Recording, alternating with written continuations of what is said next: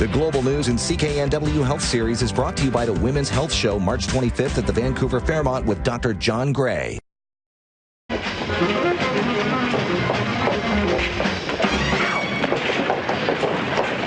the matter now? How do they walk in these things, huh? How do they keep their balance? Must be the way the weight is distributed. Now, come on. You're so drafty. Yeah, exactly. How do we walk in these high heels? Dr. Alan Boroditsky is joining us in studio today to talk about high heels and the damaging effects that they can have on our bodies and really our alignment, I guess.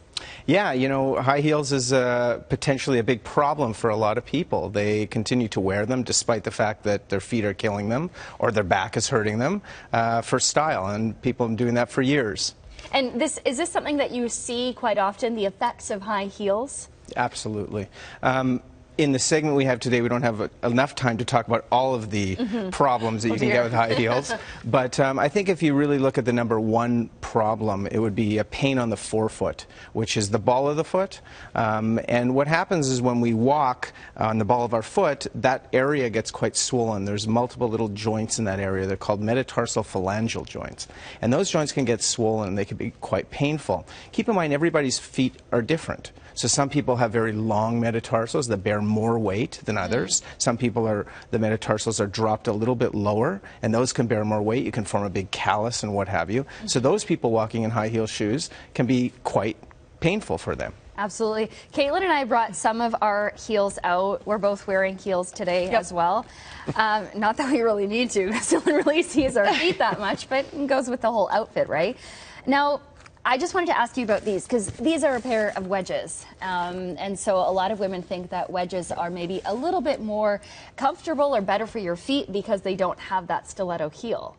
Yeah, so in fact, that's not necessarily true. This shoe and this shoe are pretty much the same, okay? The heel height to the forefoot is roughly the same, you know, 2 or 3 or 4 inches. An actual wedge where the forefoot would be elevated would be less of an impact on the forefoot.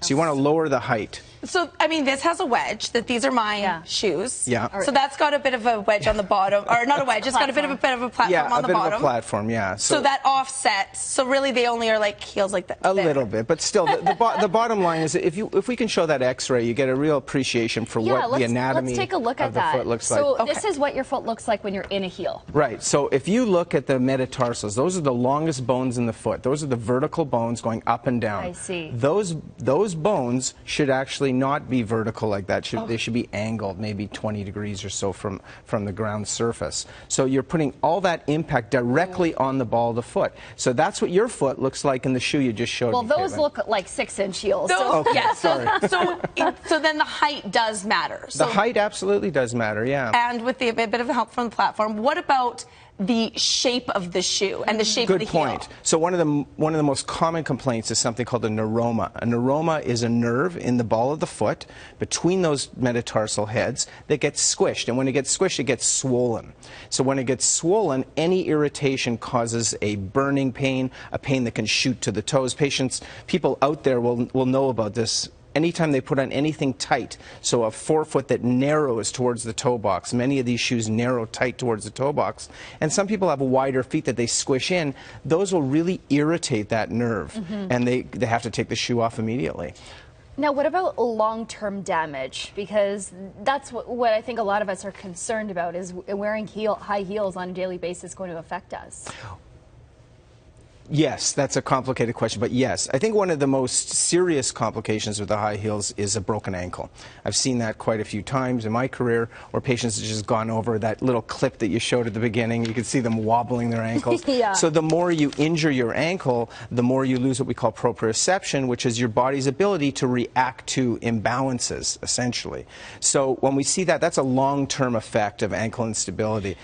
I have a question, though. Are some people better at walking in heels than others? Because I've always said that I have no problem with it. It doesn't, you know, if I walk all day in heels, my feet are going to hurt. Yeah, you definitely adapt to it. I mean, what happens, though, long-term is the calf muscles shorten and tighten, and then it gets even harder. So if you're, 70-year-old woman that's worn 3-inch heels her entire life, she can't even wear flat shoes anymore because all that has adapted.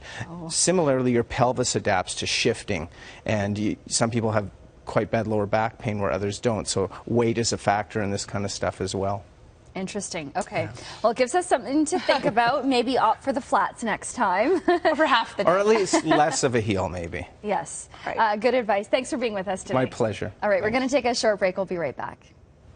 And nothing's gonna happen.